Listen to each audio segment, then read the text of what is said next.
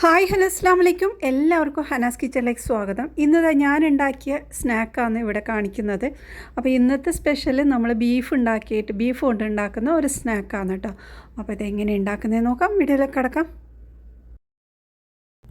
അപ്പോൾ നമുക്ക് ആദ്യം ഒരു മസാലയാണ് ഉണ്ടാക്കേണ്ടത്. അപ്പോൾ പാനിലോട്ട് കുറച്ച് ഓയിൽ ഒഴിച്ച് കൊടുത്തിട്ടുണ്ട്. 3 ടേബിൾ സ്പൂൺ ഓയിലിലേക്ക് 3 സവാള, മീഡിയം സൈസ് സവാള ഇതാ നന്നായി ചെറുതായി പൊടിച്ച് എടുത്ത് സവാളയും കൂടി ഇട്ട് ഒന്ന് വഴറ്റിയെടുക്കാം. ചോപ്പറിലിട്ട് ഒന്ന് പൊടിച്ചെടുത്തതാണ്. അപ്പോൾ ഇതുപോലെ നന്നായിട്ട് വഴറ്റിയെടുക്കാം.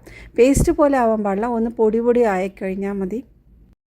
ഇനി ഇതിലേക്ക് ചേർക്കുന്നതും പച്ചമുളകാണ്. 3 നല്ല എരിവുള്ള പച്ചമുളക് ചെറുതായി കട്ട് ചെയ്തും കൂടി ചേർത്ത് കൊടുത്തിട്ടുണ്ട്. എന്നിട്ട് ഒന്നും കൂടെ ഇളക്കിയെടുക്കാം. ഇനി ഇതാ വെളുത്തുള്ളി ഇഞ്ചി പേസ്റ്റ് 1/2 ടേബിൾ സ്പൂൺ ചേർത്തിട്ടുണ്ട്. ഒന്നും കൂടെ ഇളക്കിയെടുക്കാം. ഇനി നമ്മൾ ഇതിലേക്ക് മസാല ഉണ്ടാക്കുന്നത് ബീഫിൻ്റെതാണ് കേട്ടോ. അപ്പോൾ കുറച്ച് ബീഫ് നമ്മൾ കറി വെക്കുന്ന സമയത്ത് ഒന്ന് മാറ്റി വെച്ചതാണ്. അപ്പോൾ അതിൽ നിന്ന് എടുത്ത് ഒന്ന് പൊടിച്ചെടുത്തത്. നോർമലി നമ്മൾ കറി വെക്കുന്ന ആ ഒരു രീതിയിൽ തന്നെ. അപ്പോൾ ഇതിലേക്ക് നമ്മൾ ഉപ്പും മുളക്, മഞ്ഞൾ, വെളുത്തുള്ളി അതെല്ലാം ചേർത്തിട്ട് തന്നെയാണ് നമ്മൾ ഈ ഒരു ബീഫ് ചേർത്തിട്ട് വേവിച്ചെടുത്തത്. അപ്പോൾ അതുകൊണ്ട് തന്നെ ഈ ഒരു മസാലയിലേക്ക് നമുക്ക് കൂടുതൽ ചേർക്കേണ്ട ആവശ്യമില്ല. ആ ഒരു ബീഫിൽ തന്നെ നന്നായിട്ട് മസാലയൊക്കെ പിടിച്ചിട്ടുണ്ട്. അതിൻ്റെ ഗ്രേവിയോട് കൂടിയിട്ടാണ് ഞാൻ പൊടിച്ചിട്ട് ഇതിലേക്ക് ചേർത്തത്. ഇനി നമ്മൾ ഇതിലേക്ക് ചേർക്കുന്ന കുറച്ച് ക്യാരറ്റാണ്. അപ്പോൾ ഒരു മീഡിയം സൈസുള്ള ഒരു വലിയ ക്യാരറ്റ് എടുത്തിട്ടുണ്ടത്. എന്നിട്ട് അതും കൂടി ഇതിലേക്ക് ചേർത്ത് കൊടുക്കാം. ഇനി ഇതിലോട്ട് കറിവേപ്പിലയാണ് ചേർക്കുന്നത്. കറിവേപ്പിലോട്ട് നന്നായിട്ടൊന്ന് മിക്സാക്കി എടുക്കുക. അപ്പോൾ ഇതൊരു നാടൻ രീതിയിലുള്ള ഒരു മസാലയാണ് കേട്ടോ.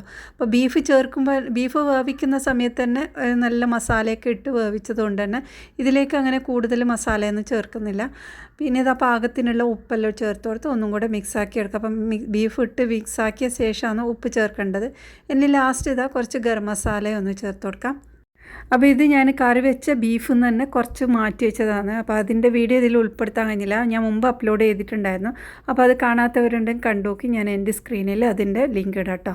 ഇനി ഒരു വലിയ ബൗളിലോട്ട് 1 കപ്പോളം മൈദ എടുത്തിട്ടുണ്ട്. ഇതിലോട്ട് കുറച്ച് ഉപ്പ് ഇട്ട് പാകത്തിനുള്ള വെള്ളം കൂടി ഒഴിച്ച് നന്നായിട്ടൊന്ന് മിക്സാക്കി എടുക്കാം.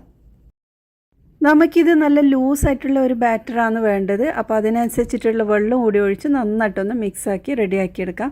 നമുക്കിതൊരു ദോശ ചുട്ടെടുക്കാനാണ്. അപ്പോൾ അതിനനുസരിച്ചിട്ടുള്ള വെള്ളം ഒഴിച്ച് കൊടുക്കാം. ഇനി ഇതാ പാന് ചൂടായിട്ടുണ്ട്. അതിലോട്ട് ഒരു കവിൽ ഒഴിച്ചിട്ട് ഇതുപോലെ ഒന്ന് നല്ല തിന്നാക്കിയിട്ടൊന്ന് ചുറ്റിയെടുക്കണം.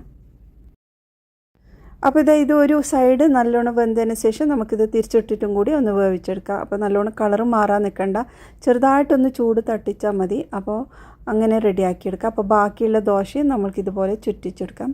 അപ്പോൾ ഇത് ഓരോ ദോശ ഉണ്ടാക്കുന്ന സമയത്ത് നമ്മൾ ഈ ഒരു പാന് ഒന്ന് എണ്ണ വെച്ചിട്ട് തടവി കൊടുക്കണം കേട്ടോ. അപ്പോൾ നല്ല സ്മൂത്തായിട്ട് കിട്ടാൻ വേണ്ടിയിട്ട്. അപ്പോൾ ഇതുപോലെ എല്ലാം റെഡിയാക്കി എടുക്കുന്നുണ്ട്. ഇനി ഇതിൻ്റെ നടുഭാഗത്തായിട്ട് നമ്മുടെ മസാല ഇട്ട് കൊടുക്കുക. അപ്പോൾ 1.5 ടേബിൾ സ്പൂണോളം ഒരു ദോശയിൽ മസാല ഇടുന്നുണ്ട്. ഇനി ഇതുപോലെ സൈഡിൽ നിന്നെല്ലാം ഒന്ന് മടക്കിയെടുക്കാം. 4 സൈഡിൽ നിന്നും മടക്കിയെടുക്കണം. അപ്പോൾ അതുപോലെ റെഡിയാക്കി എടുത്തിട്ടുണ്ട്.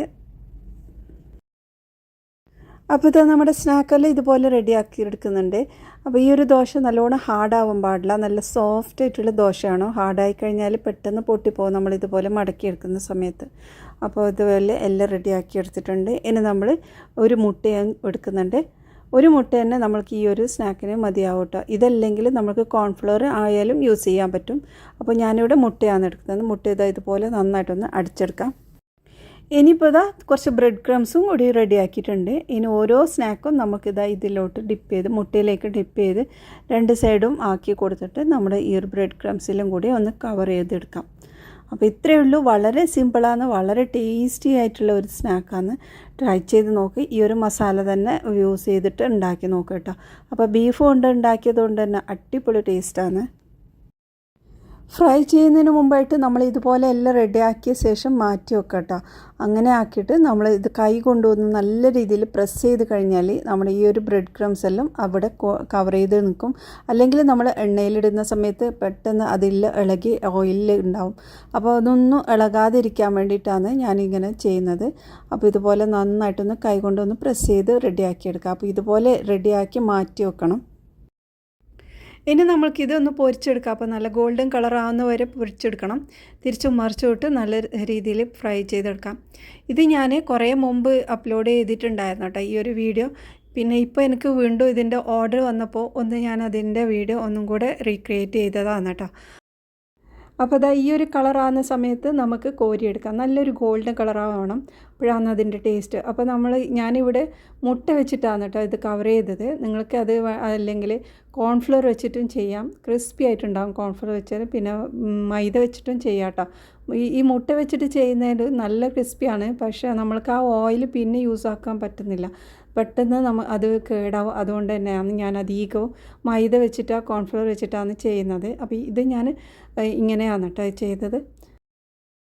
ബീഫോ ചിക്കനോ യൂസ് ചെയ്തിട്ട് നമ്മൾക്ക് ഇതുപോലെ സ്നാക്ക് ഉണ്ടാക്കാം. ഈസിയാണ്, കുറഞ്ഞ മസാല കൊണ്ട് തന്നെ ഉണ്ടാക്കിയെടുക്കാം. പിന്നെ നമ്മൾ ഇതൊന്നും അല്ലാതെ നൂഡിൽസ് വെച്ചിട്ടും ഈ ഒരു രീതിയിൽ ഉണ്ടാക്കലുണ്ട് കേട്ടോ. അപ്പോൾ ഞാനത് കുറേ മുമ്പ് അപ്ലോഡ് ചെയ്തിട്ടുണ്ടായിരുന്നു. അപ്പോൾ അത് തപ്പി നോക്കിയാലൊന്നും നിങ്ങൾക്ക് അങ്ങനെ കിട്ടണമെന്നില്ല. പിന്നെ നമ്മൾക്കിതാ ഇവിടെ കുറച്ച് തേങ്ങാമുറിയുണ്ട്, പഫുണ്ട്, അങ്ങനെയെല്ലാം ഉണ്ട് ഇന്നത്തെ ഓർഡർ. പിന്നെ അധികം ചോദിക്കുന്നത് ഓരോ സ്നാക്ക് ഇടുമ്പോഴും അതിൻ്റെ റേറ്റ് എത്രയാണ്. റേറ്റ് അങ്ങനെ എനിക്ക് കറക്റ്റ് പറയാനറിയില്ല. ഞാൻ സൗദിയിലാണ് ഇത് സെയിൽ ചെയ്യുന്നത്. നാട്ടിലത്തെ റേറ്റും കാര്യവും എങ്ങനെയാണെന്നുള്ളത് എനിക്ക് ഒരു പിടിയുമില്ല. അപ്പോൾ നിങ്ങൾ എങ്ങനെയാണെന്ന് നോക്കിയിട്ട് അതിന് വിലയിടണം കേട്ടോ. അപ്പോൾ അത്രയേ ഉള്ളൂ ഇന്നത്തെ വീഡിയോ. ഇനി അടുത്ത നല്ല റെസിപ്പിയുമായി വീണ്ടും വരാം. ബായ്.